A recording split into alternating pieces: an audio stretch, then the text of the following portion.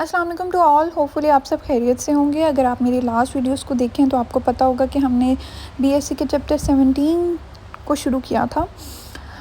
तो इसमें एक तो ये आप पेपर पैटर्न जो सबसे पहली वीडियो में दिया हुआ है उसको ज़रूर देख लीजिएगा ताकि आपको समझ आ जाए। इस चैप्टर में हमने वेरिएंस की टेस्टिंग को पॉपुलेशन वेरिएंस के बारे में बेसिकली देख रहे हैं। सबसे पहले इसके कॉन्फिडेंस इंटरवल के सवाल थे, वो हम एक वीडियो में कवर कर चुके हैं। इसके बाद टेस्टिंग के क्वेश्चन शुरू हो गए थे, वो हमने एक वीडियो में स्टार्ट कर दिए थे। अभी सिर्फ मैंने आपको उसका एक ही क्वेश्चन जस्ट कराया था, 17.9 का part A, question number 17.9 part A. वो पूरा सॉल्व है, आप वीडियो में देख सकते हैं। इसकी हम सारे एग्जांपल्स भी सॉल्व करेंगे। फर्स्ट पहले हम सारे क्वेश्चंस को देख लें।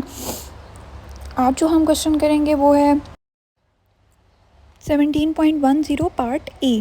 क्वेश्चन सबसे पहले रीड कर लेते हैं। कहता है जी a sample of 25 observations, it means आपकी वैल्यूज़ टोटल 25 हैं, तो एन का आंसर हो गया 25। Has s square equals to 12.6, वो लिख लिया।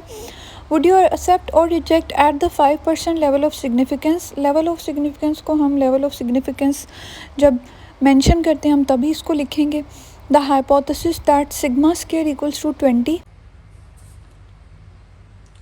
सॉल्यूशन हम इसका स्टार्ट करते हैं। सबसे पहले आपको जो चीज़ें गिवन होती हैं, गिवन की हेडिंग देखकर वो लिख लिया करें। इनका आंसर ऑब्जर्वेशन हमें 25 दी हुई है, तो एन हमारे पास 25 हो गया। कैपिटल एस स्क्वायर हमारे पास 12.6 हो गया और सिग्मा स्क्वायर का आंसर 20 दिया हुआ है। हमने इसमें एक तो हाइपोथेसिस की टेस्टिंग भी करनी है और आप लास्ट में देखें तो हमें इसमें कॉन्फिडेंस इंटरवल भी फाइंड करना है। टेस्टिंग ऑफ हाइपोथेसिस में जो हमारा फर्स्ट स्टेप होता है हम उसकी हेडिंग दे देंगे step 1, null and alternative hypothesis. इस क्वेश्चन में उसने आपको नल हाइपोथेसिस बनाकर भी दिया हुआ है। नल एंड ऑल्टरनेटिव हाइपोथेसिस किस तरीके से बनते हैं ये मेरी लास्ट वीडियो में आप देख सकते हैं। नल को हम H0 से डिनोट करते हैं, ऑल्टरनेटिव को H1 से डिनोट करते हैं। H0 में उसने आपको आंसर लिख कर दिया हुआ है कि जी sigma square equals to 20। Equal हमेशा H0 में आता है। अगर ऊपर इक्वल है तो इसका ऑल्टरनेटिव या दूसरे लफ्ज़ों में इसका ऑपोजिट क्या बनेगा, नॉट इक्वल, तो ये H1 में आ जाएगा। प्रॉपर मैंने नल एंड ऑल्टरनेटिव इससे लास्ट वीडियो में 17.9 जहाँ पार्ट ए सॉल्व किया है वहाँ पर प्रॉपर मैंने आपको ये बताया हुआ ये कैसे बनते हैं। स्टेप 2 हमारा लेवल ऑफ सिग्निफिकेंस है, ये भी हमें दिया हुआ है।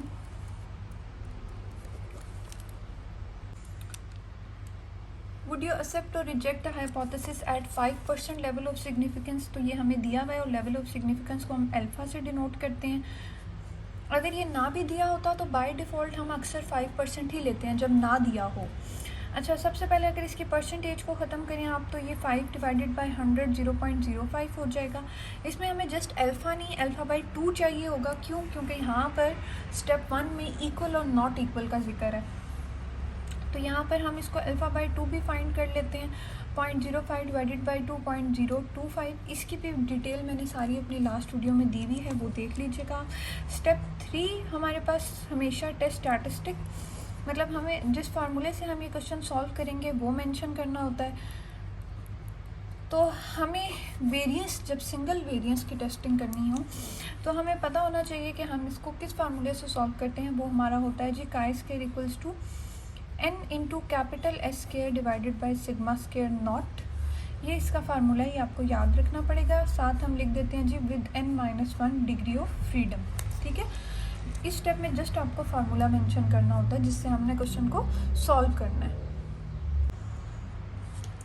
नंबर 4 स्टेप में हम कैलकुलेशन या कंप्यूटेशन, दोनों में से आप जो हेडिंग देना चाहें। नंबर 4 स्टेप में हम इसकी कैलकुलेशन या कंप्यूटेशन, एक ही मतलब है, वो कर लेते हैं। अच्छा, अब इसमें जो जो चीज़ें चाहिए पहले आप वो देख लें। गिवन है, अगर ना हो तो फिर हम फाइंड भी कर लेते होते हैं। हमें n का आंसर भी गिवन है, एस स्क्वायर का भी गिवन है, सिग्मा स्क्वायर नॉट जो डिनोमिनेटर में लिखा हुआ है वो वही है जो सिग्मा स्क्वायर है, सेम एक ही बात है। मतलब सिग्मा स्क्वायर नॉट का आंसर भी 20 ही है। अच्छा जी, हम फार्मूले में अब चीज़ें डाल लेते हैं डायरेक्ट। अब आप बेशक चाहे तो आप फार्मूला दोबारा लिख लें या चाहे आप चीज़ें दी हुई हैं डाल लें। एन की जगह आ जाएगा 25, एस स्क्वायर की जगह 12.6 divided by sigma square not क्या है जी 20। ऊपर वाले दोनों मल्टीप्लाई हो रहे हैं, ये हो जाएगा जी 315 डिवाइडेड बाय 20 और काई स्क्वायर का आंसर आपके पास आ गया 15.75। इस क्वेश्चन में आपको सारी चीज़ें दी हुई थी। 17.9 जो हमने लास्ट वीडियो में सॉल्व किया है उसमें आपके पास कैपिटल एस के का आंसर मौजूद नहीं था, डाटा दिया हुआ था तो हमने फाइंड किया था, वो भी आपने ज़रूर देखना है। उसको देखेंगे तो फिर ये ज़्यादा बेहतर समझ आएगा। स्टेप 5 आपका क्रिटिकल रीजन है बेटा, इसका भी पूरा प्रोसीजर लास्ट वीडियो में है, यहाँ पर भी बता रही हूँ। क्रिटिकल रीजन ये हम लिखते किसको देख कर हैं, हमारा जो एच नॉट दिया हुआ है उसको देखकर। इक्वल और नॉट इक्वल का केस है, आप एच नॉट में देखोगे इक्वल और नॉट इक्वल का केस है, तो फिर आप इसको कैसे लिखोगे, आप लिखोगे जी रिजेक्ट एच नॉट इफ़, ठीक है। दो सूरतें बनेंगी क्योंकि इक्वल और नॉट इक्वल का केस था, तो हम लिखेंगे जी reject H not if chi square calculated is greater than chi square alpha by 2 n-1। ये कैलकुलेटेड वाला कौन सा काई स्क्वायर है जो अभी हमने पीछे लास्ट स्टेप में निकालना है, बट इसको भी यहाँ मेंशन नहीं करेंगे, बस इसको इसी तरह लिखते जाएंगे। ये टेबुलेटेड है, दो सूरतें आएंगी, एक ग्रेटर वाली और एक लेस वाली। तो लेस वाली कैसे आएगी, हम लिखेंगे जी chi square calculated is less than chi square 1 minus alpha by 2 into n-1। ये डिवीज़र खाली अल्फ़ा के नीचे है, 1 के नीचे नहीं है, 1 माइनस अलग से हो गया, फिर अल्फ़ा बाई 2 n-1। अब नेक्स्ट क्या हो जाएगा जी, काई स्क्वायर कैलकुलेटेड वैसे ही रहेगा, काई स्क्वायर अल्फ़ा का आंसर हमारे पास क्या है, बल्कि पीछे तो हमने अल्फ़ा बाई 2 भी डायरेक्ट फाइंड किया हुआ है, तो आप बेशक डायरेक्ट लिख लो। अल्फ़ा बाई 2 हमें क्या दिया हुआ है 0.025 हमने फाइंड किया हुआ है। एन हमारे पास 25 है, 25 माइनस 1 लिख लेंगे। सेम लेस वाली साइड को भी सॉल्व कर लेते हैं, ये हो जाएगा जी 1 माइनस 0.025 इंटू 25 माइनस 1। इस तरफ क्या आ जाएगा, काई square calculated is greater than chi square 0.025 को हमने देख लेना है जी 24 में। यहाँ पर क्या आ जाएगा, 1 में से आप 0.025 को माइनस करोगे तो यह आएगा, ये आ जाएगा 0.975 जब आप माइनस करोगे। और 25 माइनस 1 24, इनको मल्टीप्लाई मत कर लेना, ये टेबल में देखने होते हैं। 0.025 को आप 24 में देख लोगे तो ये हमारे पास आंसर आ जाता है 39.364। सेम इसी तरह जब आप 0.975 को 24 में देखोगे तो ये आता है जी 12.40। ये टेबुलेटेड वैल्यू बेसिकली इस स्टेप में फाइंड करनी होती है, वो हमने फाइंड कर ली। इस तरफ वाली, यहाँ वाली को लिखने की ज़रूरत नहीं है, ये लिखने का बस एक तरीका होता है।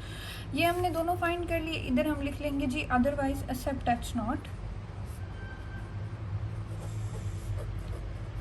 रिजेक्ट करना होता है किस सूरत में, अगर ये इनमें से कोई एक सूरत भी पूरी हुई तो हम अपना आंसर रिजेक्ट कर देंगे, अगर नहीं पूरी होती तो हम अपने आंसर को एक्सेप्ट कर लेंगे। लास्ट जो हमारा इम्पॉर्टेंट स्टेप है जी, सारे इम्पॉर्टेंट है, स्टेप 6 जो है वो है कंक्लूजन। यहीं पर हम उसको बताते हैं कि जी हमने आपका आंसर रिजेक्ट कर दिया या इसको हमने रिजेक्ट नहीं किया। लिखने का तरीका ये है कि लिखेंगे जी since chi square calculated equals to, जो हमने कैलकुलेशन वाले स्टेप में काई स्क्वायर निकाला था वो क्या है जी 15.75, ठीक है 15.75। यहाँ पर हम कैलकुलेटेड वैल्यू को मेंशन करेंगे, ध्यान से देखना।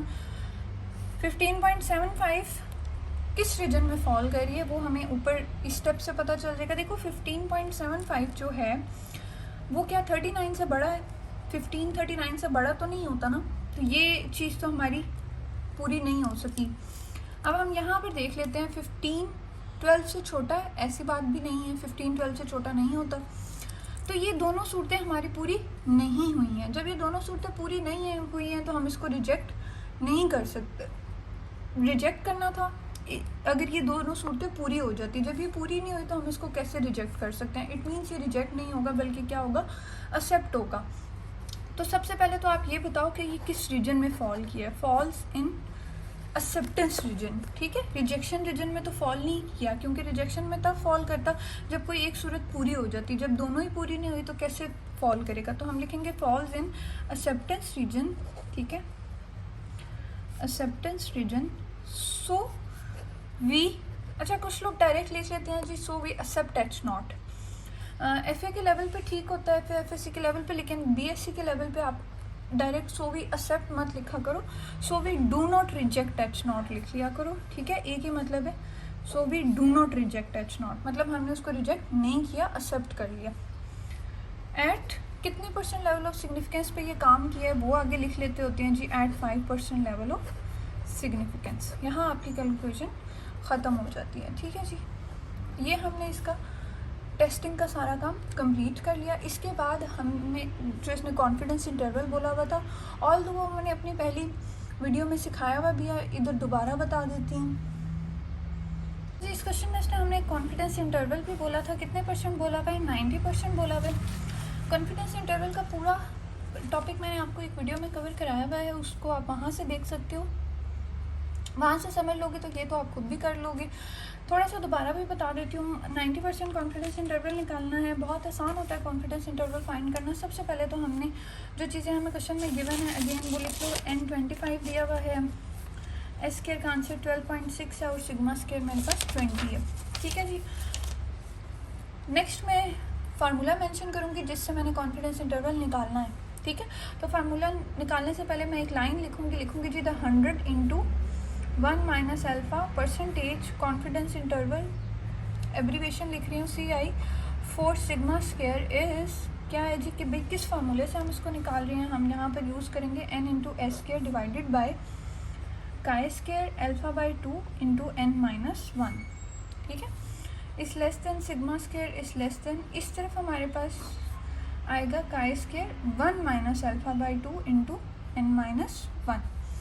कॉन्फिडेंस इंटरवल हमेशा जो सिग्मा स्क्वायर के लिए फाइंड करना है वो हमेशा इसी फार्मूले से निकलता है, एक लेफ्ट साइड आती है, एक राइट साइड आती है।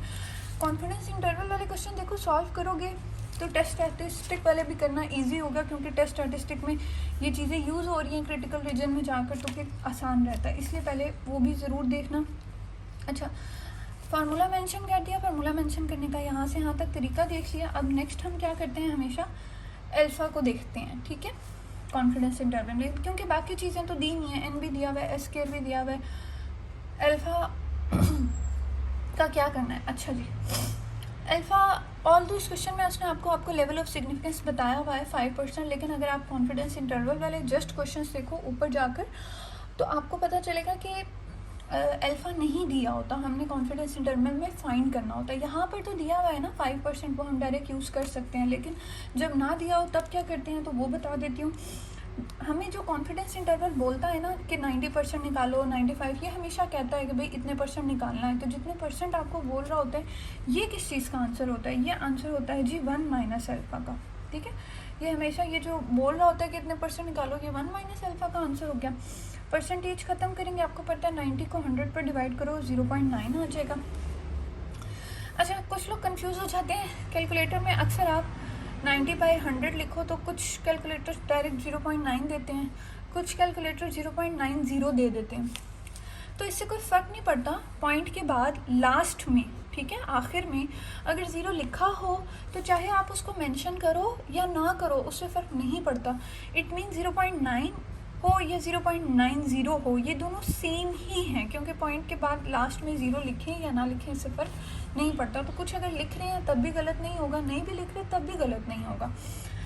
तो ये अल्फ़ा यहाँ से अब हमने फाइंड करना है, देखो माइनस अल्फ़ा दूसरी तरफ जाकर प्लस अल्फ़ा हो जाएगा, और ये 0.9 इधर प्लस हो रहा है, इस तरफ आकर माइनस हो जाएगा, तो ये माइनस अल्फ़ा उस तरफ गया प्लस हो गया, ये आ जाएगा जी 0.1, ठीक है। 1 में से 0.9 माइनस करो 0.1, जो लोग यहाँ पर 0.90 लिख रहे हैं उनका 0.10 आ जाएगा, सेम बात है। अल्फ़ा आपके पास आ गया, अब आपने अल्फ़ा बाई 2 फाइंड कर लेना। अच्छा जी, अल्फ़ा बाई 2 कैसे फाइंड होगा, आप 0.1 को 2 पर डिवाइड कर लो, ये आ जाएगा 0.05, ठीक है। पॉइंट से पीछे पीछे ज़ीरो है तो इससे फ़र्क पड़ता है, ये हमने लिखना होता है। आखिर में कभी ज़ीरो आ रहा हो तो वो हम लिखें ना लिखें उससे फ़र्क नहीं पड़ता। अल्फ़ा बाई 2 यहाँ हमारा फाइंड हो गया।